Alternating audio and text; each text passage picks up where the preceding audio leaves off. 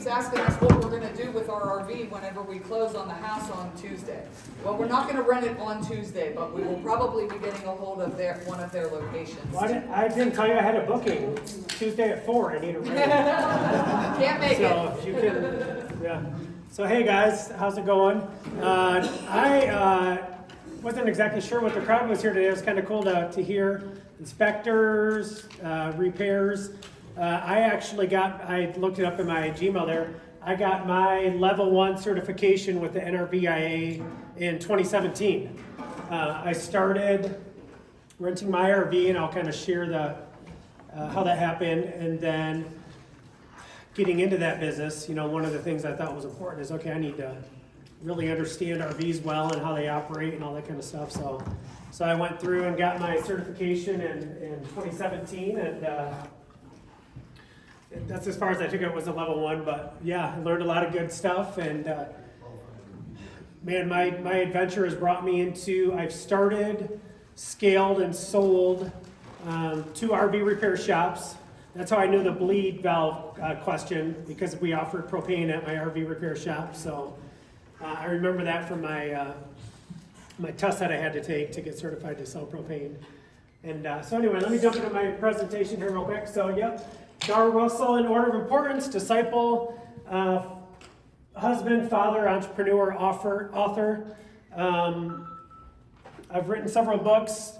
Before I got into the RV industry, which I'll explain on the next slide how I did that, I owned a credit counseling company for about a decade. And let me show you the sign here. I was thinking of this here as I was preparing for my presentation. This is on my wall in my office floor. It says, "Life does not happen to you, life happens for you." And kind of like how I fell into this journey here with renting my RV, I fell into my credit counseling company. In 2003, I started walking with Jesus, and one of the things I had to do with kind of turning my life around was I had to fix my credit. I had really bad credit. And so I went to the library and I did all the research, and I learned how to negotiate and build credit and do all that kind of stuff. And like the sign says, life happens for you. Well, one thing led to the next. Actually, I ended up getting fired from my job for sharing my faith. And that turned into, hey, I'll start a credit counseling company. Why not? I just fixed my credit 3 months ago. I know everything there is to know about credit. And so, you know how it is being an entrepreneur. You find something you're passionate about, and you just dive in, and you head first, and you start learning all the different things and getting the certifications and all that kind of stuff. So I ended up owning a national credit repair company. We won several awards. I authored books on credit. I was a credit expert witness. Our last speaker there was talking about how with his propane business, doing legal cases and stuff like that. I did that for the credit industry. And then now for this industry, I just got done publishing my real estate story here recently. Is there any readers here in the group? Like avid readers? You right here? Would you like this, ma'am? Yeah, sure. Okay. We'll share it. You'll share it? Okay. Awesome. So that's my real estate story, I call it. And basically that talks about my journey from my first entrepreneurial venture in 5th grade, where I went to my dad and I said, "Hey Dad, I need $500 because I need to buy a bunch of lawnmowers because I'm going to have all these kids around the neighborhood push lawnmowers around for me, and I'm going to start a lawn care business." Well, my dad was not an entrepreneur like me. He was a worker, a laborer. He always had a boss. So his response was, "You are so lazy." He didn't get how the entrepreneurial mind worked, now in hindsight, Dad's proud of me. He's like, "Oh, I get it now. You're actually, okay, you got other people working for you and you're making money that way." That makes sense. So anyway, that book talks about my entrepreneurial journey from 5th grade up to what I call my BC days, before Christ, where I used my entrepreneurial gifts to sell drugs and run drug homes, to my, shift into where I'm at now with the RV business. So in order of importance, disciple, husband is number 2. I'm a father of 4 kids, and that's always the saying in the house is, hey, y'all are going to be out of here in a couple years. Me and Mom are going to be not stuck together. We're going to be together forever. So Mom ranks above you. I got a 15-year-old teenage girl now, so keep me in your prayers. We actually were full-time RVers for 5 years. We just got back into a house in March, and that was kind of the nail in the coffin of, right, we need more space. I had the biggest I had several RVs. I had the big 44-foot, 42 DL park models, one in Michigan, one in Florida. You're 30. is what you're saying. What's that? Went back to the other side, you quit. Yeah.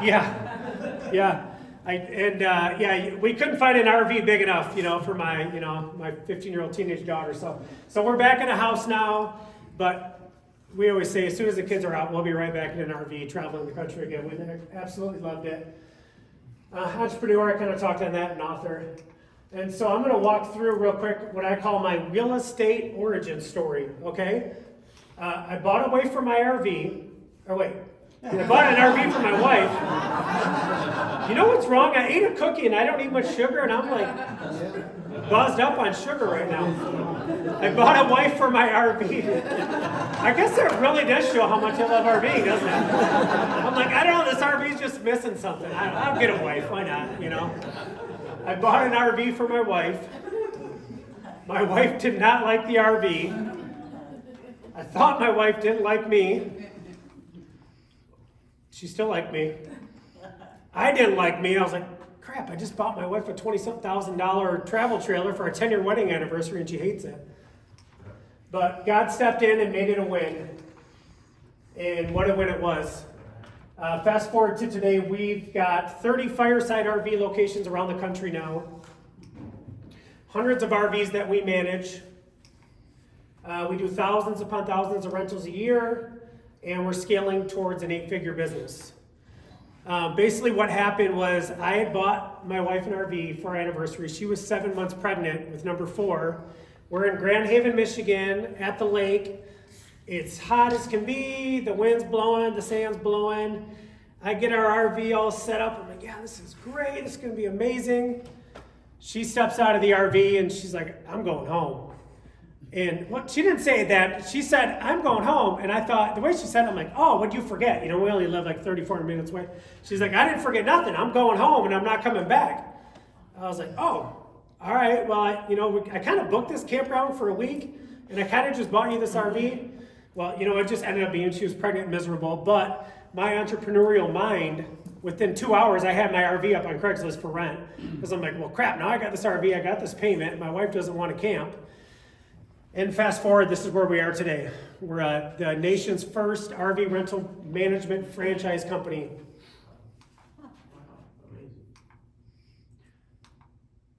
So our business model, it's all about what I call OPRV, other people's RVs. So I learned this really quick. Well, not so quick. It took me a couple months, being the way that I am with an entrepreneur and just going 100 miles an hour.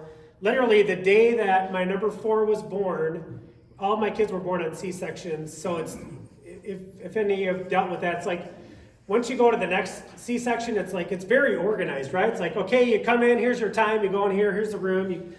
You have the C-section, you're back in the other recovery room in 2 hours, so I thought, well, man, I know this is number 4, it's a C-section, I've got my new business. So I go check my wife into the room, we got Isabella, I was like, all right, honey, I'll be back in a little bit. She's like, you'll be back, where are you going? I'm like, well, I gotta go sign papers on these RVs I just bought. I just bought 4 more RVs for our business. But God quickly showed me that the business model was OPRV. And man, fast forward to the pandemic, I saw so many of my competitors in the RV rental space go out of business because they had 20, 30, 40, 50 RVs, and they had the payments, and they had the insurance, and they had to maintenance them, and the tags, and all the stuff that goes along with owning those assets.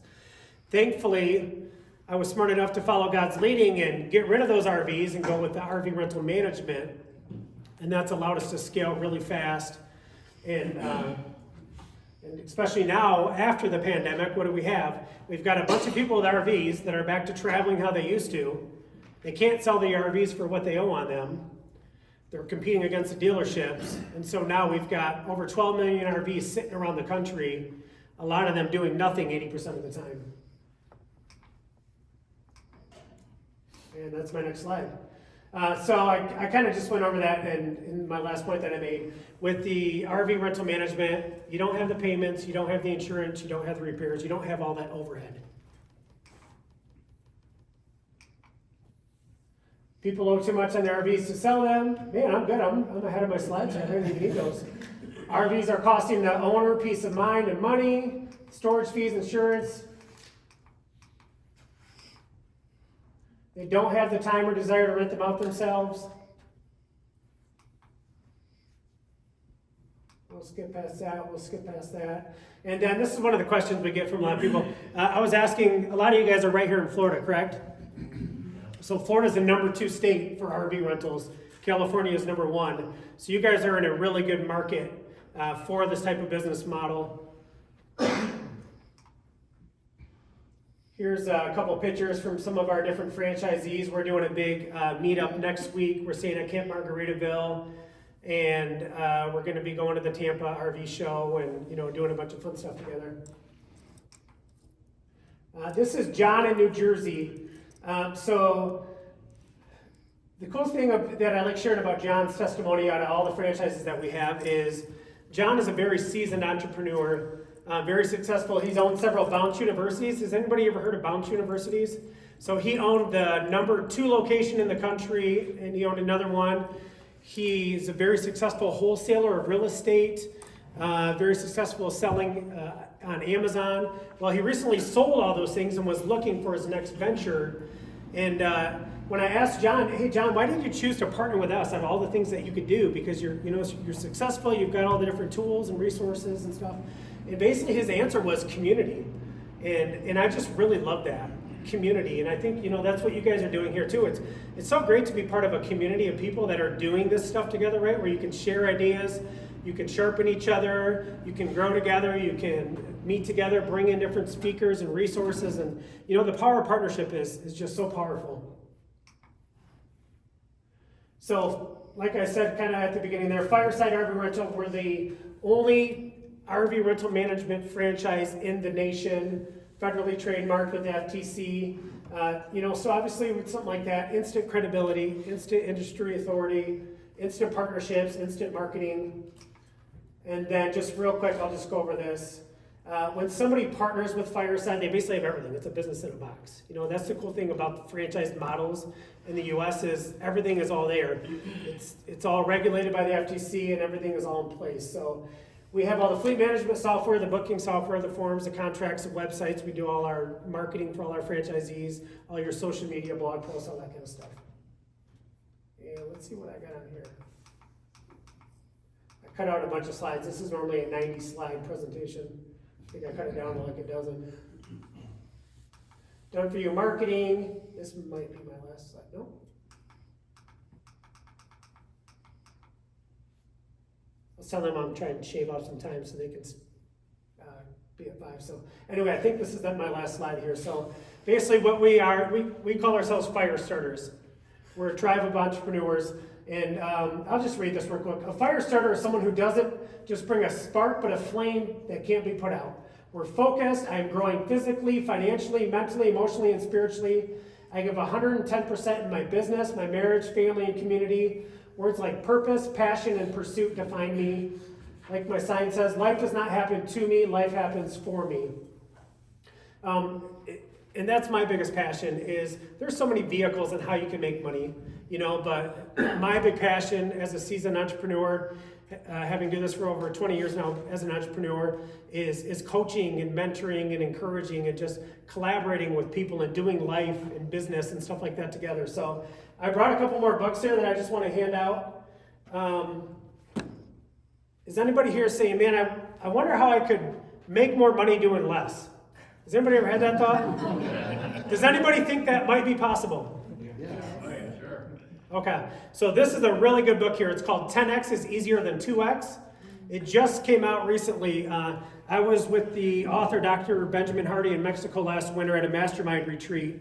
And basically that's what this book talks about. It talks about how do you make more doing less. And I think if we take a minute and sit down and look at the different things we do, we realize a lot of the activities we do take a lot of our time and they don't make us a lot of money. That's one thing I realized when I had my RV repair shops was working on pop-ups sucks. And it takes a lot of time and we're tracking parts and it's no fun. And the person, nothing against pop-ups, but the owner of the pop-up,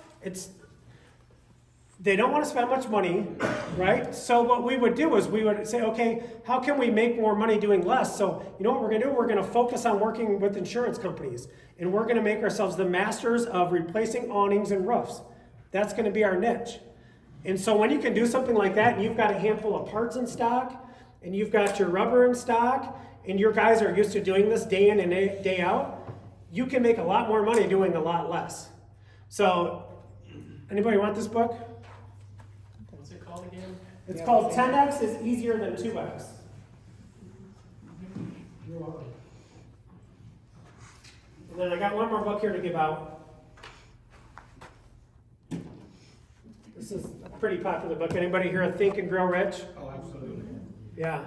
So the reason I brought this book today is as I was thinking about talking is, you know, I love talking about our fireside franchise opportunity. That's great, but honestly, my biggest passion is encouraging people and equipping people. You know, that's, you know, what this book talks about right in the beginning is, what is your definiteness of purpose?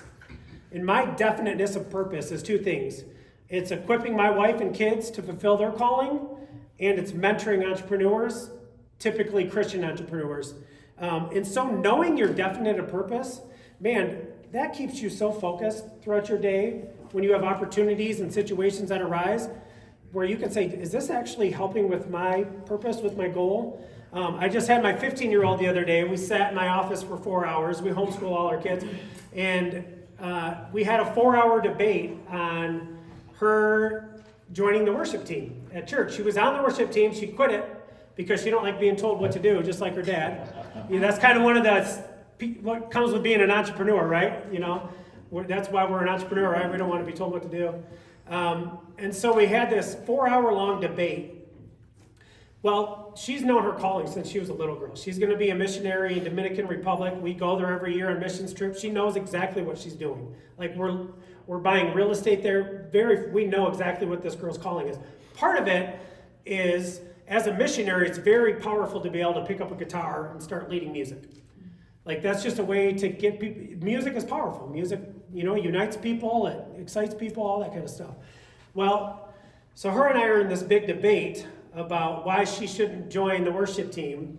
And she's like, well, Dad, it's not like I won't fulfill my calling if I, you know, if I don't do this, blah, blah, blah, blah, blah. And she's like, you don't know your specific calling, do you, Dad?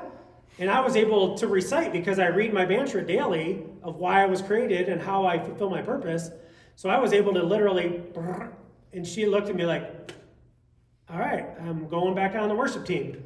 Because she saw how sure I was and why I was created and my calling, that it helped her to solidify what she is called to do and how she's going to do it. So anybody want this book? I've given enough books away to these. Thanks, sir. Yeah, you're welcome. So how are we doing on time there? Good. Good, okay. I guess I can open up if anybody wants to ask any questions, or I can call it a wrap so you guys can jump up. Questions for Garr? So then you buy into a franchise and you have ready-made clientele, or how does that work? You have to go out there and generate your own people with RVs to rent, how does that work?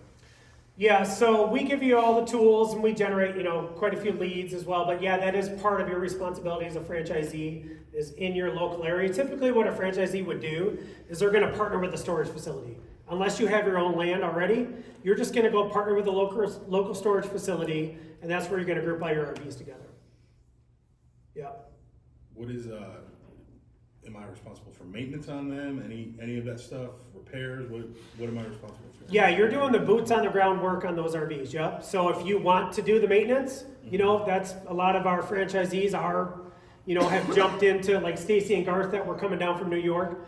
Garth quit his job of electrician, has 20 years, and he became an RV tech, and they service their fleet and then service others as well. Yeah.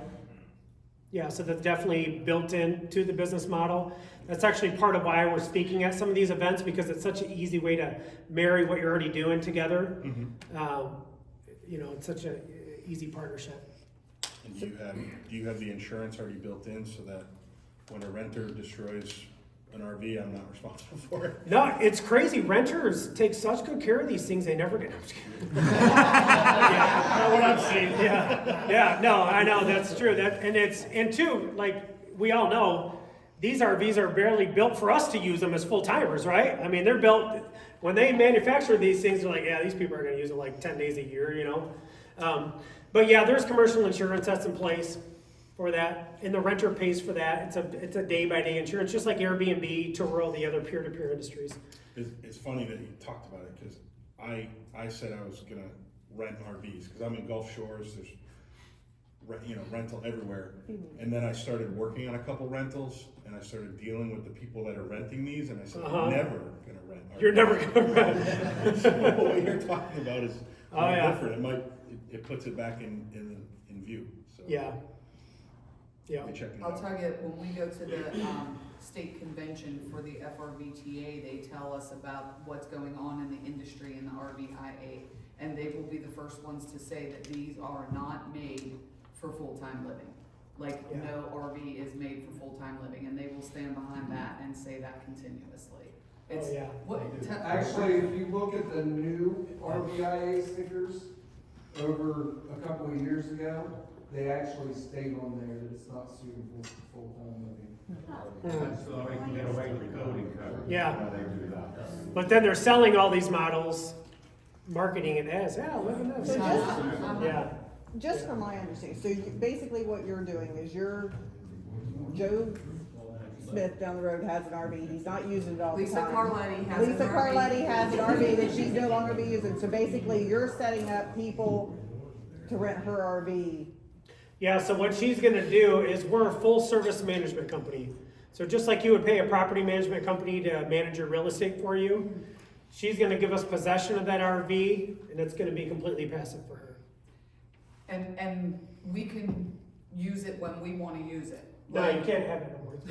You're done. You just gave it, you just got it. No, but like, we're gonna Yeah. use it over Memorial Day. Our plan is to use it over Memorial Day weekend, so they just block that time off for us. Like, my goal is to if we can just have the RV payment being made by doing the rental, I'm good with that. So you're taking Yeah. it back and your people are, the franchisee, whoever is owning that portion, is taking them back, cleaning them and getting them prepped for the next rental. Putting the duct And that tape on actually it. was my question, who does the moving?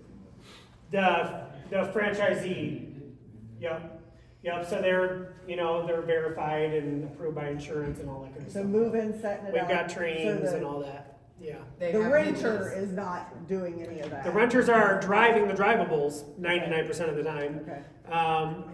As far as the renters towing the travel trailers, that's very rare. Typically, if somebody is renting an RV, a travel trailer, and they're gonna tow it, it's usually grandma and grandpa that sold their travel trailer, and now all their kids bought them. They're like, well, we wanna go camping with you guys, so they rent one, and he knows more about RVs than I do, so, and then we have the driver verification checks and the deposits and the insurance and all that kind of stuff, yeah. As far as money goes, what's the percentage that the owner gets? So it's about a 50-50 split. Okay. So the average rental is 6 days. The average rental amount is about $1,500. And so you have add-ons in there, which is a great way to make money. So you're charging the renter a cleaning fee, you're charging the renter a delivery fee, you're charging the renter for a kitchen kit. If you think about it with vacations, right? You're adding all those different piece items. So the average travel trailer owner is gonna make about $300 to $500 for that 6-day rental. An average drivable RV owner is gonna make about $500 to $700. And then if there's mileage overages or generator overages, that's gonna go to the owner of the RV as well. So it's about a 50-50 split between the company and the actual owner of the RV. We have a 10% royalty fee, so Okay. yours would be a 40% management fee, which if anybody has any, has ever hired a management company or ran a management company, typically if someone's managing your real estate for you, they're charging about a 7 to 12% management fee is what you get in residential real estate. So 40% fee is, it's phenomenal. Stacy and Garth that, in their first summer with us, they netted 6 figures in New York, which, it's a 5-month season. All right. Okay. And then we have bigger branches, Arizona, California, where they're doing several hundred thousand. Yes, sir. What's the most popular rental and the most unpopular rental? The most, it really does depend on areas, because you might go in California and somebody wants to rent a 24-foot Class C because they want to get into all the national parks, or something like that. Or you come over here we have a branch in Huntsville, Alabama, and we have a contract with Talladega and Bonnaroo Festival, where those people coming in, they want the biggest RV they can get with all the add-ons, they want it delivered. They'll pay $4,000 for 5 days, But I'd say, blanket most popular would be a bunkhouse Class C is going to be the blanket most popular. Least popular blanket would be a fifth wheel toy hauler. Yeah. Yeah. So what does it take to run a franchise? Like, can 2 people do it, or you definitely need more than 2 people, do you think? Most of our franchises are owner-operator, husband-wife teams. Yeah. We do have several locations that we have all the training and all the support and all the tools. So you can literally purchase a franchise, plug in an employee. I've got Kim in the Upper Peninsula of Michigan. He works 60 hours as a prison guard, and he has staff that does all his work for him. Or Dathan in Alabama that I mentioned, he works about the same amount of hours training firefighters, and he's got a fleet of about 40 units, and basically all of his firefighters work for him. They all got trucks and they're towing campers around and doing stuff like that. But so yeah, really, you can really go with any model you want as far as if you want to own or operate, if you just want to own. We've got a gentleman in Texas that's launching his 2nd location. He's just going around buying storage facilities, putting people in place, and then plugging the fireside model in. I was gonna say that next, like land, like do you have people who own land? Yeah, it's Sonia in Orlando here. She owns like 3 acres. I think she's got about 25 units. So they're collecting the storage fees, and then her and her husband are running the branch. Yes, sir. So you have to have a storage facility to pull all these in, because you're not leaving these at their homes, right? You're bringing these in, you're maintaining them, you're holding on to them for. Do you have to have a franchise location of some sort? Is there this area is blocked, this can't be used anymore because there's too many people here? I mean, do you have Yeah, we have territories and all that, yeah. So yeah, you don't have to necessarily own a storage location, if that's what you're saying. You just partner with the storage facility, which it's really neat how the storage world is actually changing quite a bit recently. They're turning into more of like a white glove kind of service. So a lot of storage facilities are, hey, keep your RV here, we'll wash it, we'll deliver it for you when you need it. We've got propane, we've got a dump station. I skipped it. I've got Carson in Knoxville, Tennessee. This kid is, I always try to stop saying kid. He's a sophomore in college. His dad basically paid for him to start a franchise. He found a storage facility that offers all those. So literally, he had his fireside up and running in about 10 days. And they do all of his boots on the ground work for him. All he does is answer inquiries and collect a paycheck and go to college. Couple years ago, I was talking to guys who are higher up in the storage sector, and I was telling them that they should be doing those full service things so that inspectors can come onto the lot, so that your repair techs can come onto the lot and do all of those things. So it doesn't surprise me that it's changing like that. Yeah, there's a huge shift no going on. longer just a lot of grass. Yeah. Yeah, and the other interesting piece about the storage is I'm actually going through a storage investment course right now, and what we're learning is there's a lot of these storage facility owners, they're ready to retire, which there's a lot of people ready to retire now and their kids don't want to work. And so there's a lot of storage facilities that are up for sale, and they're open to seller financing. And so that's a really good opportunity for people to get into the storage business with not a lot of money, especially if you have, hey, I'm already in the RV industry and I'm going to come in with, I'm going to do repairs, I'm going to do rentals. So to be able to show them a fresh business model. And so that's part of our growth strategy is we're looking at purchasing storage facilities, owner financing, little cash down, implementing our model and kind of taking, marrying all those things together. I may have missed your website, I see your name and everything on there, but where do we get more information? I got some business cards here that I'll set out. They've got 10 franchise locations on my RV resource right now. So if you just go onto the website and type in Fireside, they will definitely come up in the little box in the upper Okay. right hand corner. So you Yeah. have like a max length of time for a rental, like they can't rent more than 7 days or 14 days, you have any kind No, of- we actually, long-term rentals is actually really good money. The reason I'm asking, and I apologize for. No, you're fine. But we worked on a unit in Iowa that we pulled up on the house and the house had caught fire. And they parked this terrible looking travel trailer. I'm not saying it was yours. I'm saying it was just a terrible.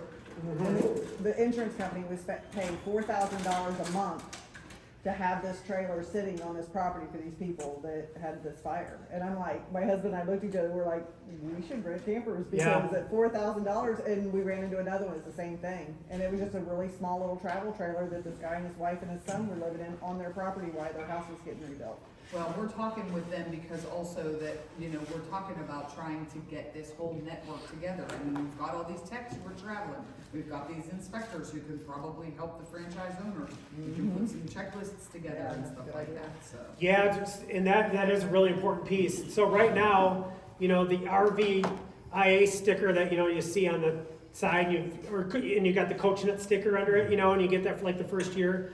So CoachNet is offering, sorry if anybody here is from CoachNet. CoachNet is offering like a roadside assistance service for this industry, and they're really just, it's not going that well, so there's a huge need there. And so there's several opportunities for like a continuity program where somebody's out on a rental, they're in a specific area, they could call, they could get on the phone with the tech, or the tech could be dispatched. And so, yeah, there's a huge need to group all this together. We've got a whole sector of techs who need that type of position. Yeah. also. And then, like you mentioned, that's why I call this real estate, because really it's a home on wheels, right? So we do long-term rentals. During COVID, we were doing mobile quarantine units. We had a contract with the NFL during COVID because they were doing mobile testing stations. We were getting grandma and grandpa back from Florida up to New York that didn't want to fly or couldn't, or, hurricane. I mean, there's just so many uses. So yeah, there's so much opportunity there. Yeah. Yes, sir? What's your initial buy-in for a franchise and what's your residual? $50,000 is our franchise fee. We have a one-time payment discount, and then we have in-house financing as well. Yep. And then it's just 10% ongoing of the rentals, or is there an annual? It's 10% on gross revenue. Okay, gotcha. Yep. And then we have other perks, partnering with us. Like, our whole niche is we're an RV rental management company. So like you guys probably heard of RV Share. Many people heard of RV Share. Yeah. So everyone's like, well, how do you compete with RV Share? We get that question a lot. We're RV Share's biggest customer. We don't compete with them.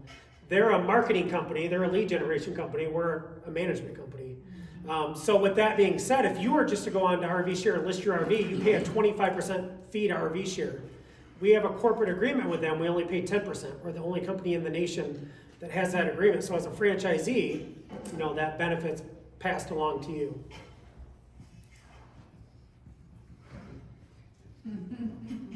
Might not have to sell that property in Texas at this point. I have 11 Facebook ads running in Texas right now because that's the top location we're looking to launch because all the growth happening there. I've got a 6-acre property in East Texas that has 8 RV sites on it. Okay. Full hookup sites, but we're getting ready to sell because we're never there, and I'm tired of dealing with it. So the Texas guy I told you about, he's in Willis. He worked for one of the top dealerships in Texas. He just resigned, and he's doing this full time now. He's going around buying storage facilities and struggling dealerships and plugging in this model. His Willis, Texas is right behind 1,000 Trails. And I think in this first year, he scaled to like 40 units, and I think they did almost $300,000 this first season. No. Yeah. I don't wanna be in Texas again. Awesome. Thanks for your time, guys.